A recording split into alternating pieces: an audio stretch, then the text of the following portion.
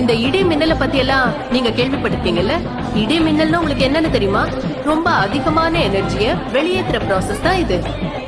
இடி மின்னல் அடிக்கும் போது சின்னவங்களோ பெரியவங்களோ யாரும் வெளியே போக கூடாதுன்னு சொல்லுவாங்க. அவ்வளோ எனர்ஜிய தாங்கக்கூடிய சக்தி மனித உடலுக்கு நிச்சயம் கிடையாது. அதனாலதான் ஒருத்தர் மின்னல் அடிச்சதுன்னா அவங்க தாங்க முடியாம செத்து போயிடுறாங்க. டீச்சர், மின்னல் அடிச்சு ஒருத்தர் ஒருவேளை சாகலனா?